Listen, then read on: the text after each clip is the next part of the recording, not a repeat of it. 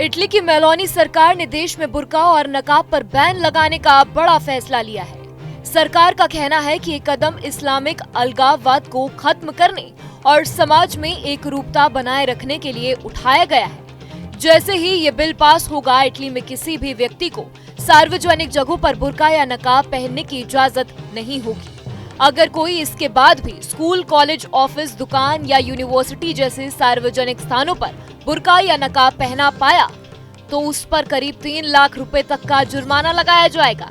इस फैसले के पीछे इटली की सत्तारूढ़ party brothers party of Italy का कहना है कि उनका उद्देश्य देश में किसी भी तरह के उग्रवाद और अलगाववाद को खत्म करना है। पार्टी के सांसद ने कहा है कि ऐसा समाज बनाना चाहते हैं वे, जहां सब लोग एक जैसे हों और समान अंतर समाज की कोई जगह ना हो। वहीं पार्टी के एक अन्य नेता ने कहा कि इस फैसले की प्रेरणा उन्हें फ्रांस से मिलती है, जहां पहले ही बुर्के और नकाब पर रोक लगाई जा चुकी है। उनका कहना है कि धार्मिक आजादी जरूरी है, लेकिन देश के कानून और मूल सिद्धांतों को सर्वोपरि रखना भी उतना ही आवश्यक है। विधेयक को पेश करने वाली सांसद सारा ने कहा कि इटली में शरिया कानून को कभी भी इटली के कानून से ऊपर नहीं रखा जा सकता। इटली से पहले तजाकिस्तान में भी बुर्के और हिजाब पर प्रतिबंध लगाया जा चुका है।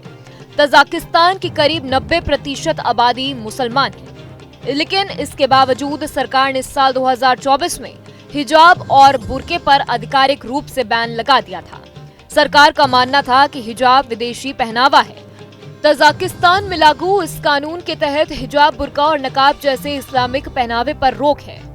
इतना ही नहीं, वहाँ इन कपड़ों के आयात, बिक्री और प्रचार पर भी रोक लगा दी गई है।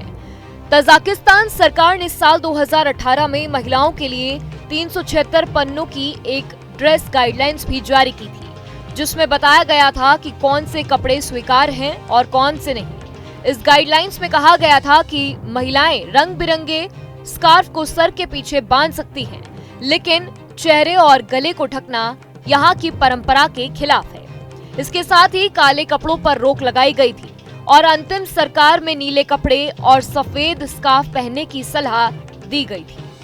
कुल मिलाकर इटली और तजाकिस्तान दोनों देशों ने ये संदेश देने की कोशिश की है कि धार्मिक स्वतंत्रता का सम्मान करते हुए भी राष्ट्रीय संस्कृति और कानून सर्वोपरि है। जहां तजाकिस्तान ने पहले ही ये कानून लागू कर दिया था, वहीं अब इटली में भी उसी दिशा में कदम आगे बढ़ाए जा रहे हैं। जहाँ भक्ति है हर शब्द में, कथाओं में छुपे हैं दिव्य रहस्य और ज्योतिष देता है जीवन को दिशा। धर्म से जुड़ी हर बातों को जानने के लिए हमारे चैनल स्तुति को सब्सक्राइब करें। चैनल पर जाने के लिए इस लिंक पर क्लिक करें।